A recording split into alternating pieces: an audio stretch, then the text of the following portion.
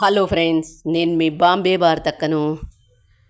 జవార్ మసాలా రోటి ఎలా తయారు చేద్దామో చూద్దాం రండి.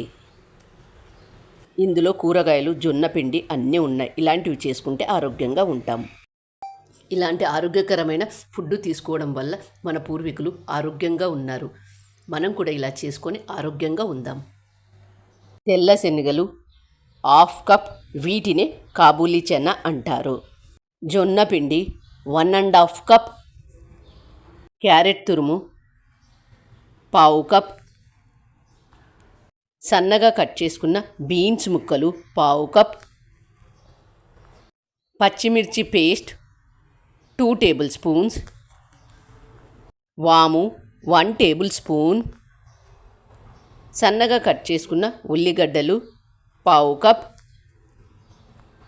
తెల్ల శనగలు హాఫ్ కప్ తీసుకొని వీటిని ఒకసారి శుభ్రంగా వాష్ చేసుకోవాలి.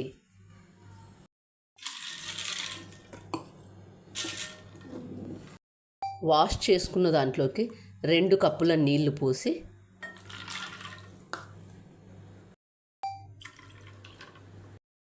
కనీసం 4 గంటలు నానబెట్టుకుందాం. నానబెట్టుకున్న వాటిల్లో నుంచి నీళ్ళన్నీ వంపేసుకొని వీటిని కుక్కర్లో వేసుకొని 2 కప్పుల నీళ్లు పోసి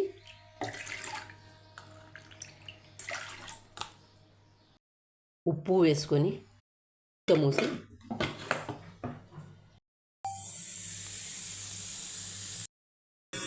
3 విజిల్స్ వచ్చిన తర్వాత గ్యాస్ ఆఫ్ చేసుకోండి.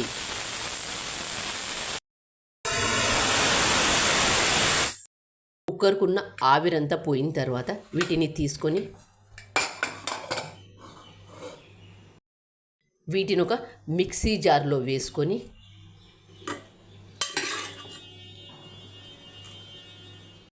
వీటిని మెత్తగా మిక్సీ చేసుకోవాలి.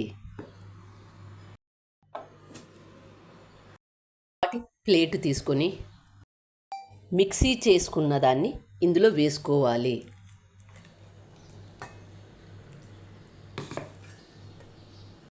జొన్న పిండి 1.5 కప్ వేసుకొని పచ్చిమిర్చి పేస్ట్, క్యారెట్ తురుము, సన్నగా కట్ చేసుకున్న బీన్స్ ముక్కలు, వాము వేసేటప్పుడు ఎప్పుడు చేతిలో వేసుకొని క్రష్ చేసి వేసుకోండి. ఇలా వేసుకోవడం వల్ల ఫ్లేవర్ అంతా దీనికి బాగా పట్టుకుంటుంది. శనగలు ఉడికించేటప్పుడు ఉప్పు వేసాం కాబట్టి ఇప్పుడు చూసి వేసుకోండి. పసుపు, సన్నగా కట్ చేసుకున్న ఆనియన్స్, కొత్తిమీర, వీటన్నింటిని బాగా కలుపుకోవాలి. నీళ్లు వేసుకోకుండా కలుపుకోండి. చేతిని తడి చేసి మాత్రమే కలుపుకోండి.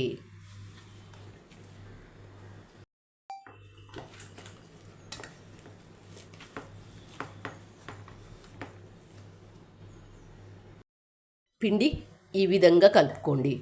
మరీ లూజ్గా కాకుండా మరీ గట్టిగా కాకుండా కలుపుకోండి. వీడియోలో చూపించిన విధంగా కలుపుకోండి. జొన్నల్లో ఫైబర్ బాగా ఉంటుంది కాబట్టి ఇలా జొన్న పిండితో ఒక్కటి చేసుకొని తిన్నా చాలా బాగుంటుంది. జొన్నలతో ఇలా చేసుకొని తినడం వల్ల రోజంతా ఎనర్జీగా కూడా ఉంటాము. ఆకలి కూడా త్వరగా వెయ్యదు.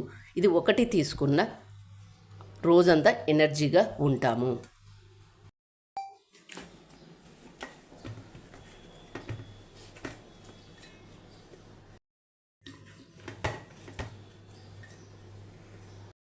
ఇలా కలుపుకున్న పిండిని ఇలా రౌండ్గా చేసుకోండి.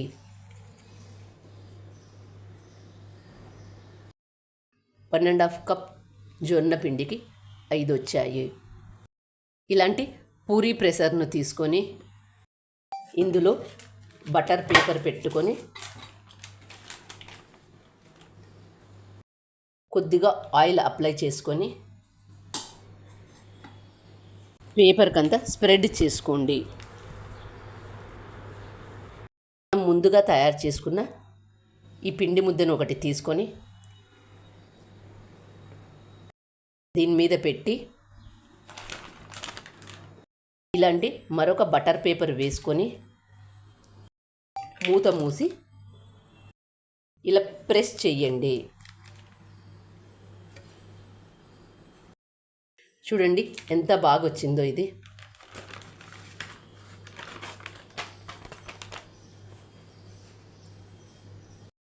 గ్యాస్ ఆన్ చేసుకొని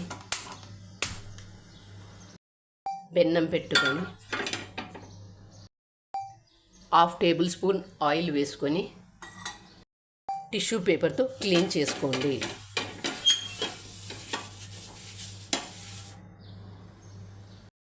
టిష్యూ పేపర్తో క్లీన్ చేయడం వల్ల మనం వేసినది తీయడానికి ఈజీగా ఉంటుంది.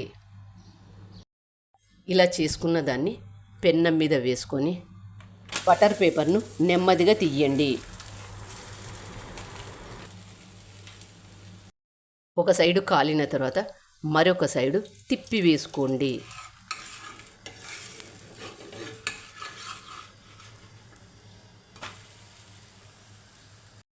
మంటను మీడియం హీటులో పెట్టుకొని కాల్చుకోండి. ఇందులో క్యారెట్, బీన్స్, ఆనియన్స్ అన్నీ ఉన్నాయి కాబట్టి పిల్లలకి ఇలా జొన్న పిండితో చేసి ఇచ్చినట్లయితే రోజంతా ఎనర్జీగా కూడా ఉంటారు. వీటిని లంచ్ బాక్సులకు కూడా ఇవ్వవచ్చు. ఒక సైడు కాలిన తర్వాత మరొక సైడు తిప్పి వేసుకోండి. చూడండి ఎంత బాగొచ్చిందో. ఏమాత్రం నూనె లేకుండా ఎంత బాగా చేసుకున్నామో చూడండి. ఇలాంటి ఆరోగ్యకరమైన ఫుడ్ తీసుకోండి.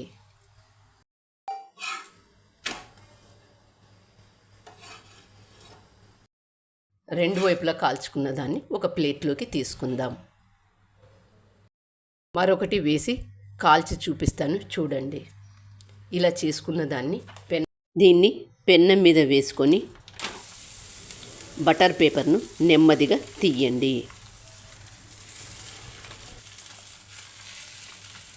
ఒక సైడు కొద్దిగా కాలిన తర్వాత మరొక సైడు తిప్పి వేసేటప్పుడు ముందుగా అంచుల వెంట లూజు చేసుకోండి.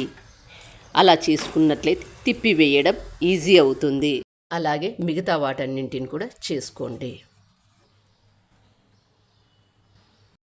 ఏమాత్రం నీళ్లు కానీ నూనె కానీ లేకుండా ఎంత ఈజీగా ఎంత బాగా చేసుకున్నామో చూడండి. రెండు వైపులా కాల్చుకోండి. రెండు వైపులా కాల్చుకున్న దాన్ని ఒక ప్లేట్లోకి తీసుకుందాం.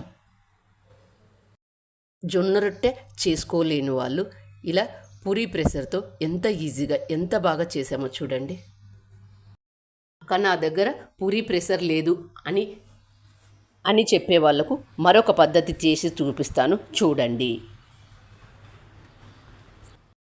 పూరీ ప్రెషర్ లేని వాళ్ళు ఇలా చేసుకోండి.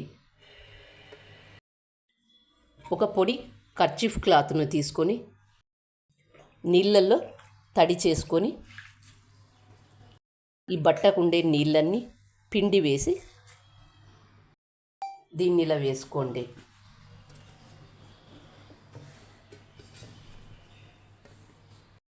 ముందుగా మనం తయారు చేసుకున్న దీని మీద పెట్టుకొని నెమ్మదిగా ప్రెస్ చేసుకోండి. చేతిని ఇలా తడి చేసుకుంటూ ప్రెస్ చేసుకోండి. చూడండి ఇలా చేసుకోండి. పూరీ ప్రెషర్ లేకపోయినా ఎంత బాగా చేసుకున్నామో చూడండి. దీన్ని పెన్నం మీద వేసుకొని కాల్చుకుందాం. దీన్ని ఇలా పెన్నం మీద వేసుకొని ఈ క్లాత్ను నెమ్మదిగా తీయండి.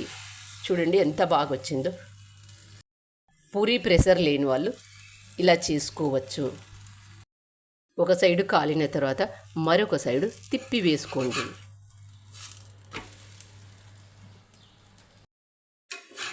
ఇలా రెండు వైపులా కాల్చుకున్న దాన్ని ఒక ప్లేట్లోకి తీసుకుందాం. చూడండి ఎంత బాగొచ్చిందో. దీన్ని కూడా ప్లేట్లోకి తీసుకుందాం. అలాగే మిగతా వాటన్నింటిని కూడా చేసుకోండి.